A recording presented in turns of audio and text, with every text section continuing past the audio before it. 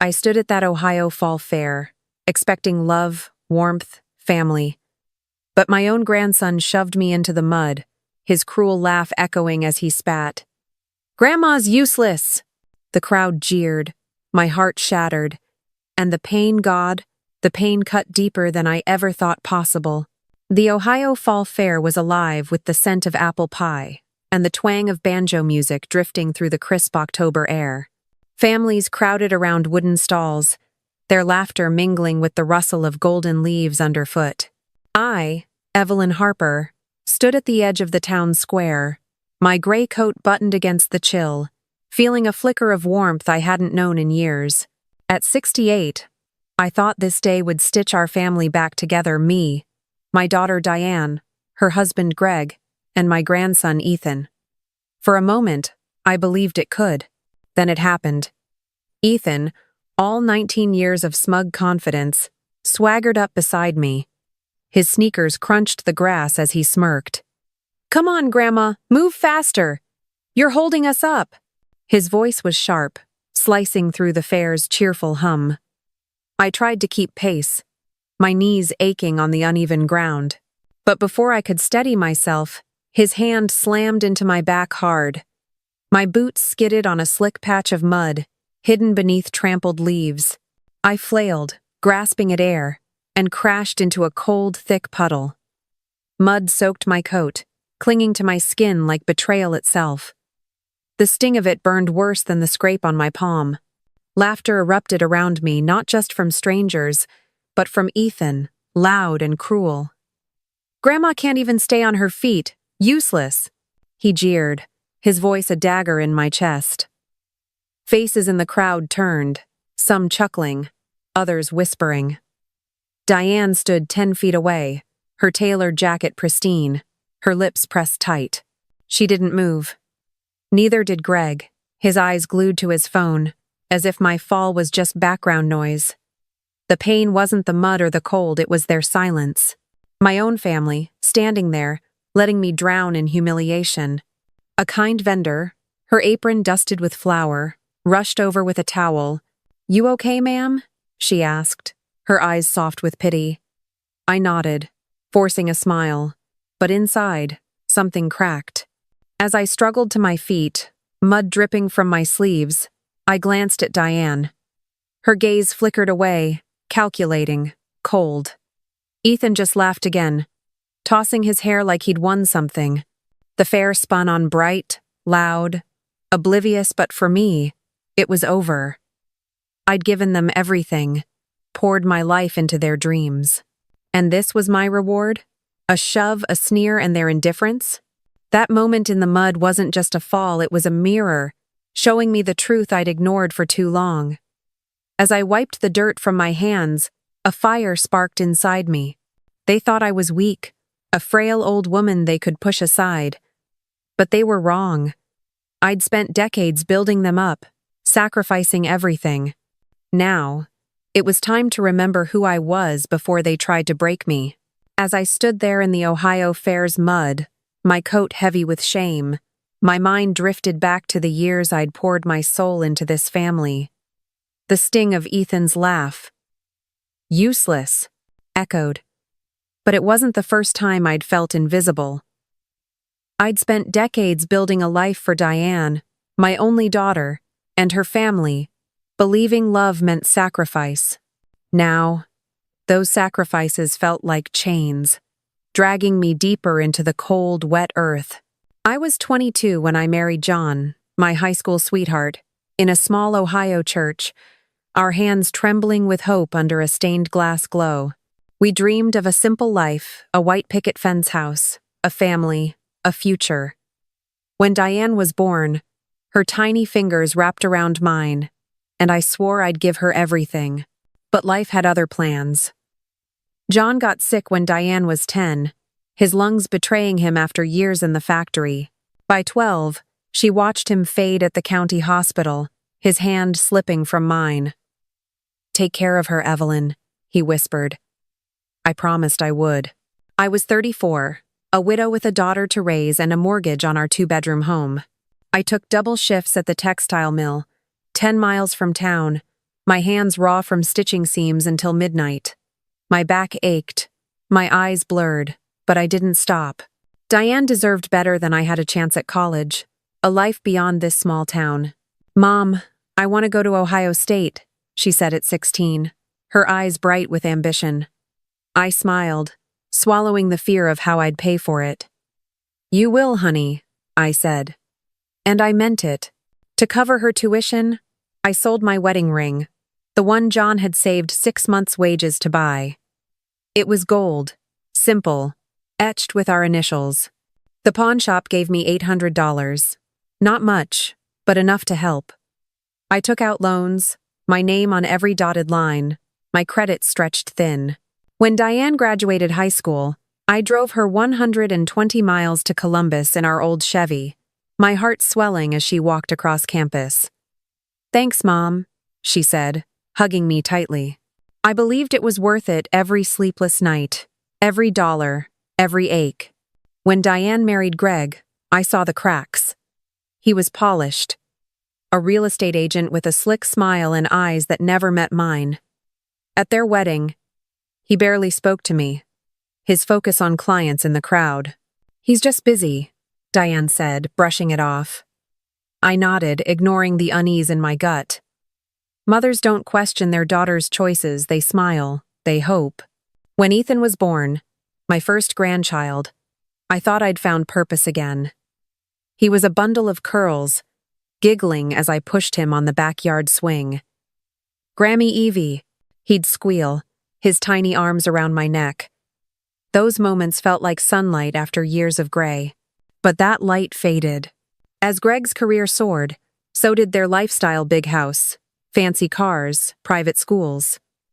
Diane changed, her warmth cooling into something sharp, entitled. Ethan grew up mirroring her. By 12, his hugs stopped. "Grammy, your house is so old," he said once, rolling his eyes at my oak dining table, the one John and I bought for $200 at a flea market. Diane laughed it off. "Kids, you know," she said, sipping her wine. But I felt it, their disdain growing like weeds. My stories were too long, my ways too outdated. "You don't get it, Grammy," Ethan snapped at 15, when I suggested he mow the lawn. Diane didn't correct him. She just smiled, thin and distant. I kept giving.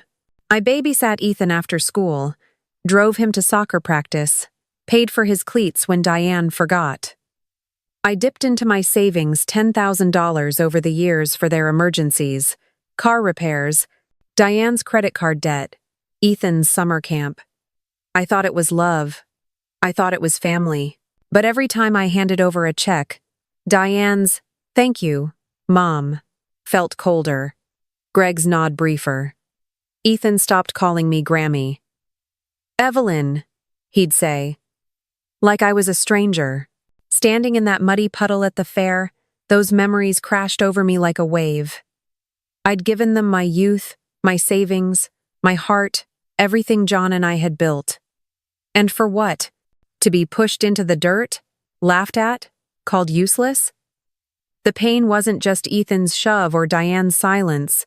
It was the weight of years, realizing I'd poured my life into people who saw me as nothing but a means to an end. As I wiped the mud from my hands, a spark ignited inside me. They thought they could break me, but I wasn't done yet. I'd given them everything. Now it was time to take something back.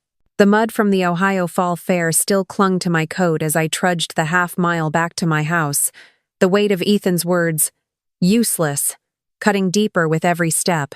The warmth of the fair's apple pie and banjo music was gone, replaced by a cold ache in my chest. I had spent 30 years building a life for Diane and her family, believing my sacrifices would bind us. But that night, in the quiet of my own home, the truth sliced through me like a winter wind off Lake Erie. I couldn't sleep.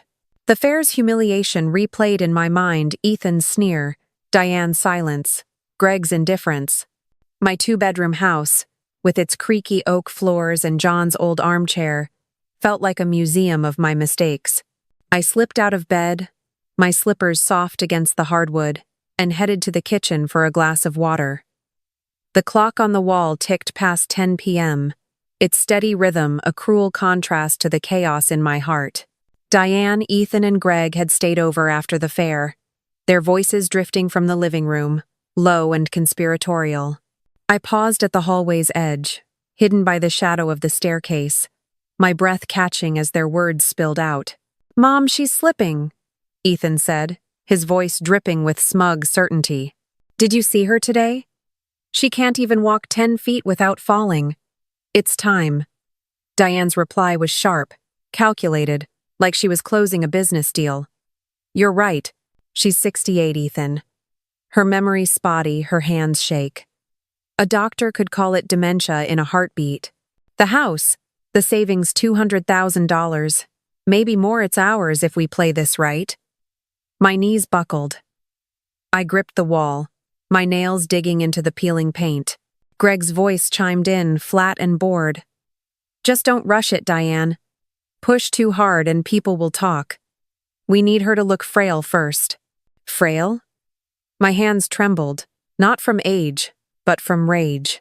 I'd worked 30-hour weeks at the mill to put Diane through college, sold my wedding ring for her dreams, and poured $10,000 into their endless needs. And now, they were plotting to strip me bare. Ethan laughed, a cold, jagged sound. "She's a burden, Mom. Always has been. Once we get power of attorney, we can sell this dump. I'm thinking a condo in Columbus modern, none of this old junk." This dump, the house John and I bought for $15,078 where we raised Diane, where I rocked Ethan to sleep. My vision blurred, not with tears, but with a pain so raw it felt like my soul was splitting. I pressed myself against the wall, my heart pounding so loud I feared they'd hear it. Diane's voice lowered, venomous. "We'll start small. Drop hints at church. Tell the neighbors she's forgetting things. By next year we'll have her in a home, and the estate's ours." Estate. They meant my life, every dollar saved, every memory carved into these walls. Ethan snorted. "She'll never suspect us. She still thinks we're her perfect family," Greg muttered. "Let her think that. Makes it easier." I slid to the floor, my back against the cold plaster, my breath shallow. The pain wasn't just their words, it was the truth they laid bare. I'd given them everything, believing love was endurance. But they didn't love me. They loved my bank account, my 1,500 square foot house, my existence as their stepping stone. The betrayal wasn't new. It had been there, festering, in Ethan's eye, rolls, Diane's thin smiles, Greg's dismissive nods. But hearing it spoken, so callous, so calculated, broke something inside me I didn't know could break. I didn't cry. I didn't scream. I sat there, the kitchen clock ticking, the moonlight slicing through the curtains. My life, my sacrifices, my love, they'd turned it into a game, and I was the pawn they thought they could discard. But as the pain burned, something else stirred. A spark, sharp and unyielding. They thought I was weak, a relic to be pushed aside. They didn't know the woman I'd become to survive those mill shifts. John's death. The endless giving. I rose, my hands steady now, and slipped back to my room. They'd made their move. Now it was mine. The sting of Diane's words and Ethan's cold laughter lingered in my veins like poison. But that night in my Ohio home, something shifted. I, Evelyn Harper, wasn't the frail widow they mocked at the fair or the fool they plotted against in my own kitchen.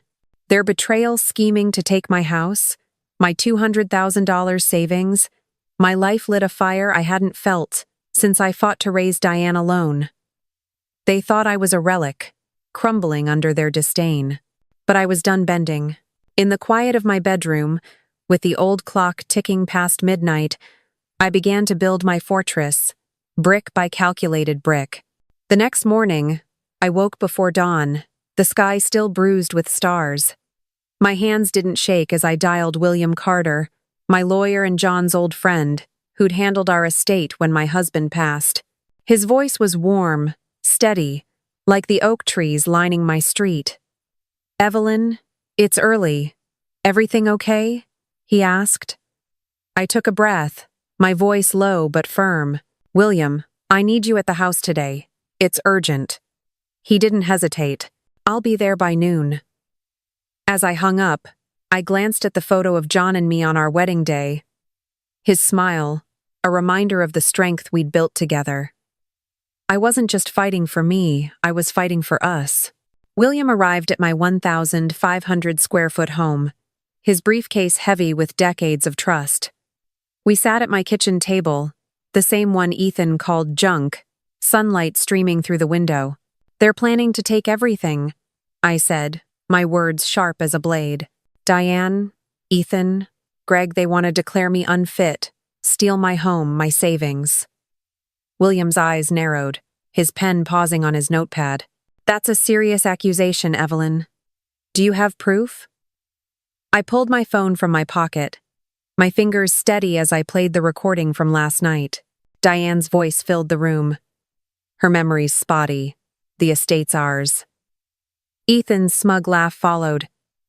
"She's a burden." William's jaw tightened. "This changes everything," he said.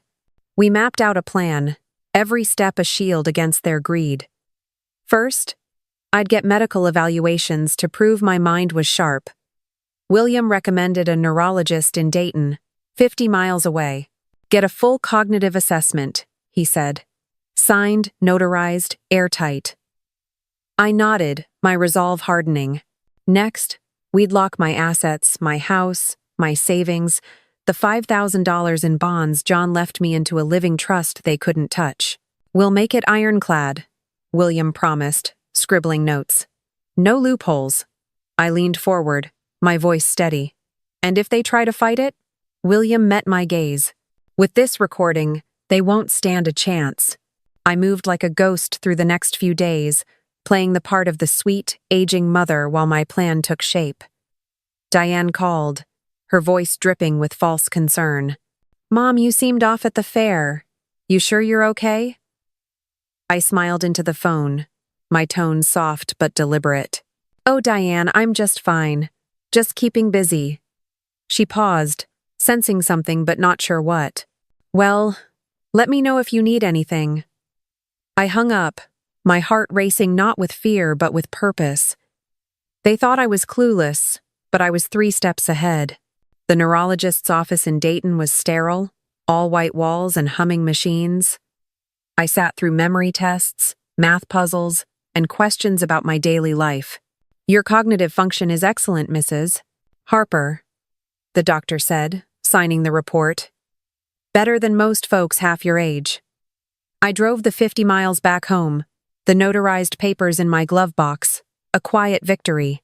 At the bank, I transferred my savings into the trust, watching the clerk stamp each document. My house deed followed, locked away where Diane's manicured fingers couldn't reach.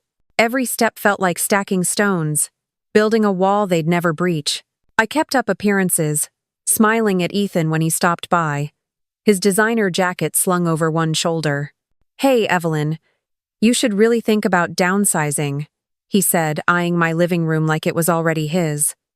I tilted my head, my voice calm. "This house suits me just fine, Ethan." He smirked, oblivious, and left. Each polite word I spoke was a mask, hiding the storm brewing inside. I wasn't just protecting my home, I was reclaiming my dignity, piece by piece. As I sat in my garden that evening, the scent of late-blooming roses filling the air, I felt John's presence. I'd survived his loss, raised Diane alone, and now I'd survived this betrayal. Diane and Ethan thought they could outsmart me, but they'd underestimated the woman who'd clawed her way through grief and poverty. The fortress was nearly complete. Soon they'd face the consequences of their own making, and I'd be ready. The roses in my Ohio garden still bloomed, defiant against the late October chill, as I prepared to face my family. For weeks, I'd built my fortress medical reports proving my sharp mind, a living trust locking away my $200,000 savings and 1,500 square foot home, a recording of Diane and Ethan's cruel plot tucked safely in my pocket. Their betrayal at the fall fair, Ethan's mocking, useless, and Diane's cold silence had shattered my illusions. Their whispered scheme to declare me unfit and seize my life had lit a fire in me. Now, at 68, I was no longer the widow who bent for them.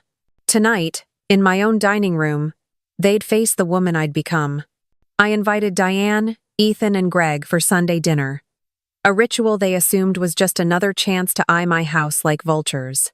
The table was set with my mother's lace cloth, the air thick with the scent of roasted chicken and mashed potatoes. Diane sat across from me, her silk blouse pristine, her smile as polished as ever. "This looks lovely, Mom," she said, her voice syrupy, like she hadn't plotted my downfall 10 feet from this very spot. Ethan slouched in his chair, scrolling on his phone, his sneakers tapping impatiently. Greg sipped his wine, barely glancing up, his indifference a familiar sting. I smiled back, my hands steady, my heart a drumbeat of resolve. As we ate, their chatter filled the room. Diane's plans for a new SUV, Ethan's complaints about college, Greg's mutterings about property values. I let them talk, my fork moving slowly, my eyes tracing the grain of the oak table John and I had bought for $200 decades ago. Then, as dessert apple pie, baked from the fair's recipe, was served, I set my fork down. The clink against the plate cut through their noise. "I have something for you," I said, my voice calm but edged with steel. I reached into my cardigan and slid a thick envelope across the table, its notarized seal gleaming under the chandelier's light. Diane's smile faltered, her fingers hesitating above the envelope. "What's this, Mom?" she asked, her tone cautious, like she sensed a trap. Ethan looked up, his smirk fading. Greg's wineglass paused midair. I leaned back, folding my hands. "Open it," I said. My gaze locked on Diane's. She tore the envelope, her manicured nails trembling slightly, and pulled out the documents. Her eyes scanned the pages, and the color drained from her face. "Disinheritance?" she whispered, her voice cracking. "Eviction notice?" "Mom, what is this?" "It's simple," I said, my voice steady as granite. "This house, my savings, everything you thought you'd take, it's gone. You're no longer my heirs. You have 7 days to leave my life."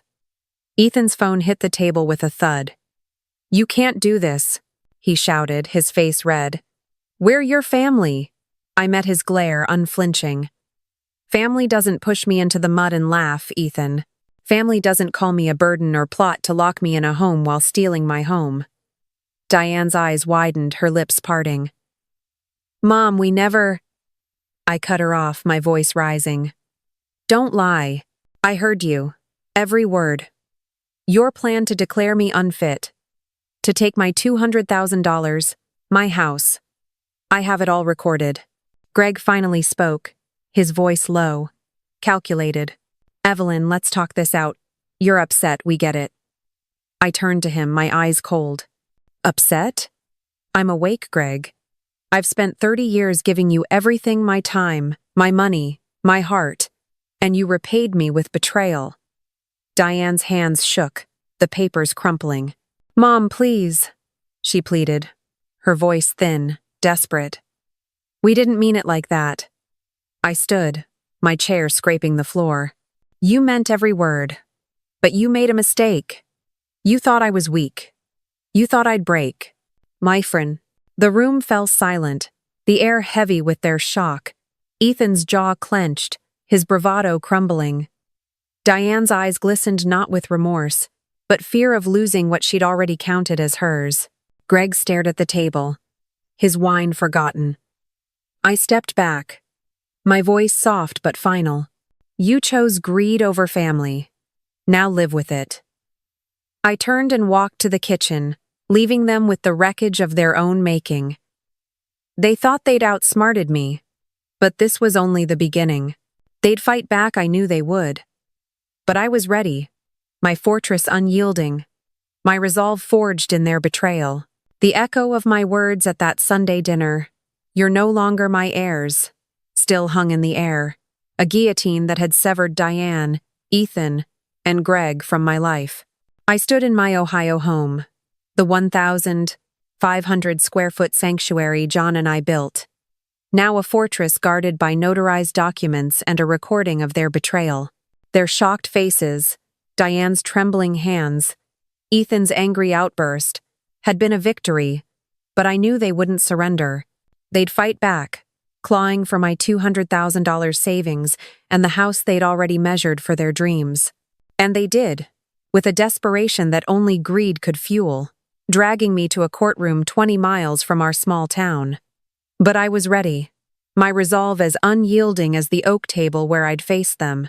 3 days after the dinner, a process server knocked on my door, his face grim as he handed me a summons. Diane, Ethan, and Greg had filed a motion in the county courthouse, claiming I was mentally unfit, that my disinheritance was the act of a confused, unstable woman. Their lawyer, some slick Columbus attorney in a $500 suit, argued I'd been manipulated, my decisions coerced. They'd even gathered affidavits, neighbors, church friends, even the grocery clerk claiming I'd been forgetful, withdrawn. Lies, carefully planted, just as Diane had schemed in my kitchen. My heart pounded, not with fear, but with a cold, steady fury. They thought they could bury me in their web of deceit. They were wrong. I met William Carter, my lawyer, at his office the next morning, the scent of old law books thick in the air. His desk was cluttered with my files, medical reports proving my sharp mind, the living trust locking my assets, the recording of Diane and Ethan plotting my downfall.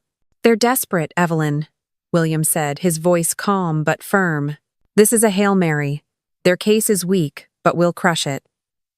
I nodded, my hands folded tightly.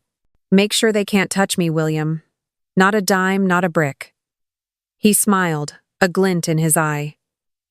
"They won't." The courtroom was small, its wooden benches worn from years of small-town disputes. I sat beside William, my gray dress pressed, my posture straight, while Diane, Ethan, and Greg sat across the aisle, their faces a mix of defiance and unease. Diane's eyes darted, her silk scarf too bright for the drab room. Ethan slouched, his jaw tight, his confidence shaken. Greg adjusted his tie, whispering to their lawyer, but his usual detachment seemed strained. The judge, a stern woman with silver hair, called the case. Their lawyer stood, his voice smooth as he painted me as a frail widow, easily swayed, my decisions invalid. "Mrs. Harper's recent actions show clear cognitive decline," he said. "She needs protection." Again, William rose, his presence steady as a lighthouse. "Your Honor, my client is fully competent," he said, sliding a stack of papers across the bench. "Here are cognitive assessments from a Dayton neurologist, dated last week, confirming Mrs. Harper's mental acuity. Here's the trust, notarized, irrevocable, created with sound mind." Then he paused, his voice lowering. "And here's a recording." The courtroom stilled as he played it, Diane's cold plan to declare me unfit, Ethan's cruel laugh calling me a burden. Gasps rippled through the gallery. Diane's face went white, her hands gripping the table. Ethan's eyes widened, his bravado gone. Greg stared at the floor, his tie now a noose. The judge's gavel fell like thunder. "Motion dismissed," she said, her voice sharp. "No evidence supports these claims. Mrs. Harper's estate is her own. You have 7 days to vacate her property." Diane's breath hitched, a sob breaking free. But it wasn't remorse, it was defeat. Ethan muttered, "This is bull." But his voice cracked, a boy pretending to be tough. Greg said nothing, his face a mask of failure. I stood, my heart steady, and met their eyes one last time. "You thought I'd break," I said softly, my words for them alone. "You should have known better." As I walked out of the courthouse, the autumn wind sharp against my face, I felt the weight lift. My home, my savings, my dignity, they were mine, untouchable. But I knew Diane and Ethan wouldn't stop scheming, not yet. They'd regroup, try another angle. Let them try. I'd built a fortress they couldn't crack. And now, I was ready to reclaim the peace they'd tried to steal. The courthouse doors swung shut behind me, and the Ohio autumn air hit my face, crisp and clean, like a promise kept. I, Evelyn Harper, stood taller at 68 than I ever had, my heart no longer heavy with Diane's betrayal, Ethan's cruelty, or Greg's indifference. Their plot to strip me of my 1,500 square foot home and $200,000 savings had crumbled in that courtroom, their lies exposed by my medical reports, and their own damning words on my recording. The judge's gavel had sealed their defeat, and the 7-day eviction clock was ticking. But as I drove the 20 miles back to my house, the victory wasn't what filled me. It was peace, a quiet, unshakable peace that felt like coming home after a long, brutal storm. My house, with its creaky oak floors and rose garden, was mine again. Not just in deed, but in spirit. I walked through the front door, the scent of cedar from John's old armchair wrapping around me like an embrace. For years, I'd seen this place through Diane's eyes, a dump to be sold, a prize for Ethan's greed. Now, it was my sanctuary, every inch a testament to the life John and I built. I paused at the mantel, my fingers tracing the frame of our wedding photo, his smile steady as ever. "We did it, John," I whispered, my voice soft but sure. "They can't take this from us." The next morning, I called Clara, my cousin's daughter, who lived 30 miles away in Springfield. She'd always sent cards on my birthday, her handwritten notes full of warmth, never asking for anything. "Evelyn, you okay?" she asked, her voice bright but concerned. I smiled, the first real smile in weeks. "Better than ever, Clara. Come over for coffee?" She arrived that afternoon, her pickup truck rattling into my driveway, a basket of homemade blueberry muffins in hand. We sat in the garden, the late roses blooming red against the fading green, and talked for hours about her kids, her job at the library, the way she'd always admired my strength. "You're like family should be," she said, her eyes soft. I squeezed her hand. "You are family, Clara." Later that week, Tom, my cousin from Dayton, called. "Heard about the mess, Evelyn," he said, his voice gruff but kind. "You don't deserve that." I invited him over, and he showed up with a toolbox, insisting on fixing my porch swing. "This place is you," he said, hammering a nail into the weathered wood. "Don't let anyone tell you different." We laughed over iced tea, the kind of laughter that heals, not hurts. Clara and Tom weren't after my $5,000 bonds or my half-acre lot. They saw me Evelyn, not a paycheck. I'd spent decades chasing Diane's love, Ethan's respect, only to find family in those who'd been there all along. As I walked through my garden that evening, the sunset painting the sky in hues of gold and pink, I felt it fully freedom. Not the kind that comes from winning a fight, but the kind that comes from letting go. Diane, Ethan, and Greg were packing their things, their moving trucks rumbling down my street, but they were shadows now, fading with the last of the autumn leaves. I'd given them my youth, my savings, my heart, and they'd thrown it away. But I wasn't empty. I was whole, standing on my own ground, surrounded by people who valued me for me. Sitting on my porch, the swing creaking softly, I looked out at the roses John and I had planted 30 years ago. They'd survived storms, neglect, time itself. Like me. I wasn't the woman who fell in the mud, who overheard betrayal in her own kitchen. I was Evelyn Harper, forged by loss and love, unbreakable. And as the stars blinked on above Ohio, I knew this wasn't the end.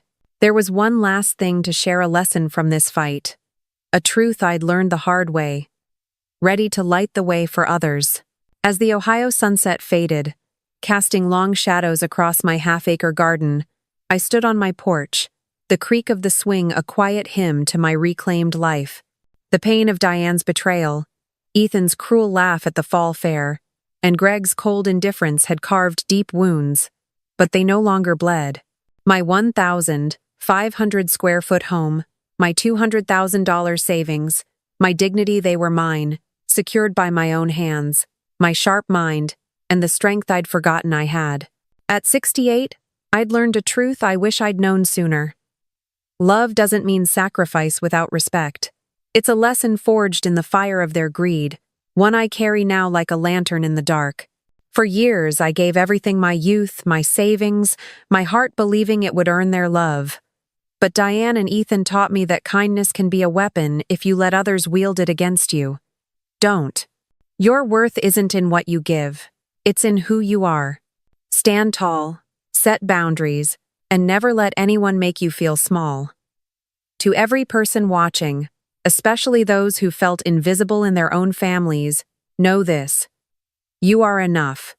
You deserve respect, not because of what you can offer, but because of the life you've lived, the battles you've fought.